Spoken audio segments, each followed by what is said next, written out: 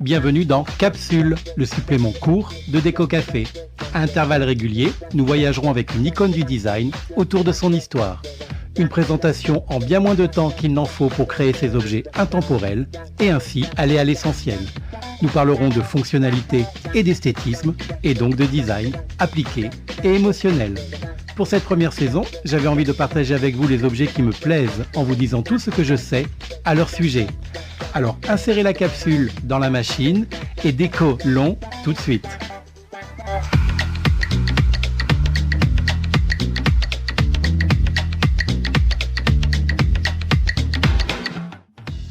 Si je vous dis Britney Spears et son clip Stronger, iRobot, Batman The Dark Knight, Terminator Genesis, Kingsman The Golden Circle, Dr House, Westworld, New York Unité Spéciale. Vous n'y verrez peut-être pas immédiatement de points communs et pourtant, vous allez très vite comprendre et faire le lien. Toutes ces séries, films ou clips vidéo utilisent une pièce de mobilier bien particulière, soit en simple élément de décor ou en accessoire de premier plan. Il s'agit de la chaise Navy, de la marque Emeco, la star des films policiers, des scènes d'interrogatoire et de nombreuses chorégraphies. Vous ne voyez toujours pas ? Allez, je vous invite à parcourir les quelques images que j'ai publiées sur le compte Instagram de Déco Café Podcast, dans le post rattaché à cette capsule, pour sans doute vous rendre compte que vous connaissez cette chaise mythique du design du XXe et du XXIe siècle. De son vrai nom, la 1006, ou plutôt la 1006 en version originale, il s'agit d'une chaise en aluminium créée aux États-Unis par le designer Wilton C. Digges de la société Emeco, Electrical Machine and Equipment Company, en 1944 à Hanover en Pennsylvanie. Elle a donc aujourd'hui presque 80 ans. Avant de devenir une chaise au design iconique, utilisée dans les restaurants haut de gamme et par bon nombre d'architectes d'intérieur, la chaise Navy n'était, comme bien souvent, qu'un moyen fonctionnel d'atteindre des objectifs purement techniques. En effet, pendant la Seconde Guerre mondiale, l'Américain Wilton C. Digges se voit confier une délicate mission par son gouvernement. Créer une chaise suffisamment solide, résistante à l'eau et à la corrosion de l'air marin, ainsi qu'à la corpulence de robustes Marines pour équiper les navires et les sous-marins de guerre. Elle devait également survivre à un souffle de torpille sur le côté des cuirassés. Autant vous dire que ce n'est pas le genre de commande que l'on reçoit souvent dans le monde du mobilier, même industriel. Le cahier des charges de l'époque est complété par une exigence de légèreté et, critère également très important, la chaise devra être totalement dépourvue de propriétés magnétiques afin de ne pas dérégler les appareils de bord et empêcher le repérage des radars ennemis. Des contraintes aussi nombreuses que précises, ne laissant alors que peu de place au choix de sa composition. La chaise devra forcément être fabriquée en aluminium et anodisée de surcroît pour répondre à la demande. Cette matière sera d'ailleurs recyclée à près de 80%, une première pour l'époque. Notre bon vieux Wilson collabora pour ce projet avec la compagnie Alcoa, Aluminium Company of America, troisième, encore à ce jour, plus gros producteur d'aluminium au monde, qui se trouve à Pittsburgh, également en Pennsylvanie. En design, la vie est souvent bien faite. On peut d'ailleurs penser que cette nouvelle aventure créative inspirera moins de 10 ans plus tard l'avènement de l'utilisation de l'aluminium dans la fabrication de mobilier métallique industriel. Alors jusqu'à présent, on comprend très bien la dimension fonctionnelle de la future chaise militaire, mais rien de bien sexy ne semble transpirer sur le papier côté esthétique. Pour concevoir sa chaise ultra robuste, Emeco embauchera des artisans locaux afin de garantir une production en série et la supervision et la réalisation de nombreuses étapes à la main. Complexe à fabriquer, la 1006 va donc devoir traverser 77 manipulations jusqu'à sa sortie d'usine, passant par la découpe, l'assemblage par soudure, les différents traitements thermiques destinés à rendre la matière plus dure que l'acier et bien d'autres finitions. Le processus d'anodisation va ensuite protéger, renforcer et faire briller sa surface tout en la rendant dure comme du diamant. Enfin, la dernière étape, et là ça devient un peu sexy, et non des moindres, renferme le secret de son assise si confortable. Une empreinte en creux est moulée dans l'assise de la chaise. On dit qu'elle aurait été inspirée par le galbe des fesses de Betty Grable, l'emblématique pin-up américaine de la Seconde Guerre mondiale. Comme quoi, tout cela resterait cohérent finalement. À l'heure actuelle, le processus de fabrication de la chaise 1006 reste inchangé depuis 1944. La chaise Navy a en effet une durée de vie de 150 ans et elle est garantie à vie.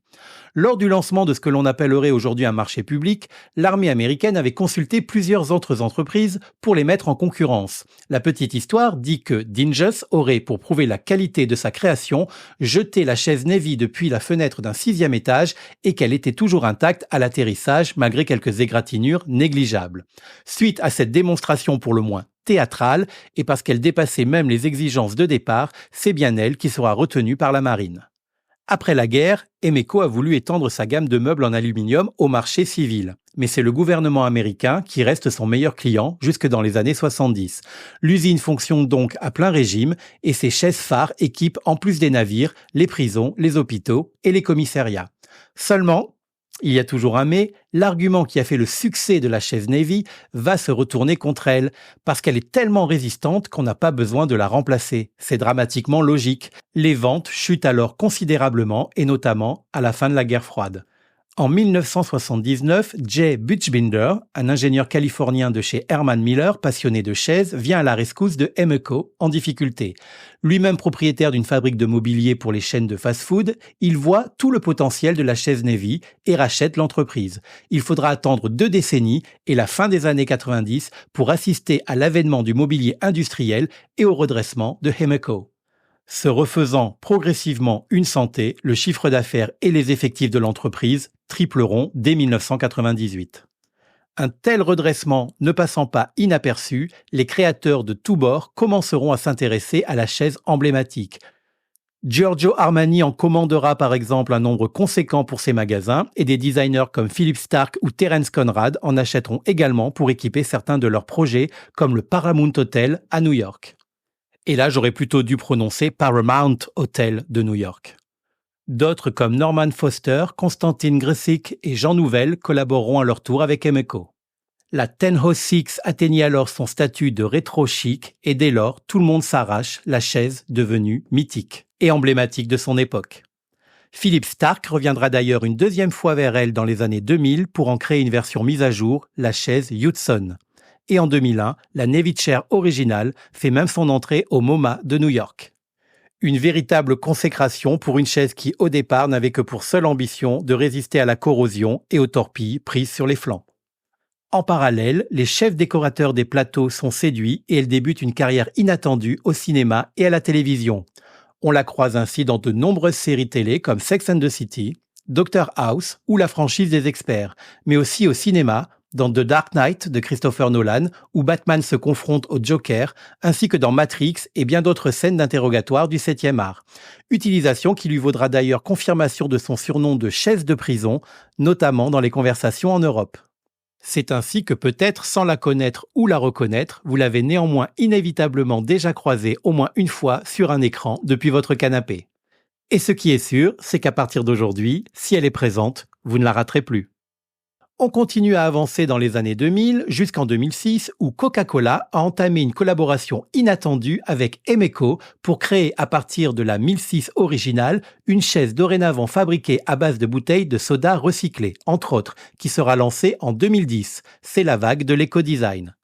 Elle sera baptisée Navy Chair 111 ou Triple One parce qu'il faut 111 bouteilles pour la fabriquer et elle est, comme sa grande sœur, compatible intérieur et extérieur, mais à la différence du modèle initial, elle est déclinée et proposée en 6 coloris lors de son lancement et 11 couleurs différentes à l'heure où je vous parle. Preuve que cette pièce initialement créée pour répondre à des contraintes de conditions extrêmes a su séduire au-delà de ses objectifs initiaux et devenir incontournablement sexy pour s'imposer comme icône du design d'abord industriel, puis décoratif et dorénavant écologique. De nos jours, les Navy Chair 1006 et Triple One sont toujours fabriqués par Emeco aux USA et distribués dans le monde entier, toujours garantis 150 ans, du moins pour le modèle 1006. La société Emeco fabrique et commercialise également toute une collection d'autres mobiliers. Elles sont, comme tout design success, très copiées et imitées, mais évidemment sans aucune garantie de quelque sorte ni qualité. Pour des raisons d'éthique évidentes, je ne saurais trop vous conseiller, si un jour vous en aviez envie, d'investir dans une vraie plutôt que dans une copie. En ce qui concerne les déclinaisons officielles de matière, vous aurez donc le choix entre les versions alu brossé ou poly à partir de 800 €, celle en bouteille recyclée à partir de 500 €, mais aussi la version wood en bois, soit chêne naturel, chêne teinté noir ou noyer à partir de 1200 €. Pour les formes, vous trouverez la chaise avec ou sans accoudoir, avec assise bois ou tissu, la version tabouret avec toutes les déclinaisons, formes, matières et options précédentes et en 2 hauteurs, îlot de cuisine ou bar, à partir de 1400 €.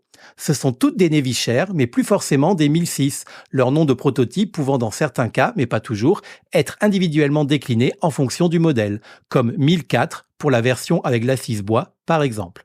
Évidemment, ce n'est pas donné, j'en conviens, mais vous en avez l'explication en partie. On est sur du design iconique de qualité premium. C'est donc, comme souvent, plus une question de moyens et d'intérêt.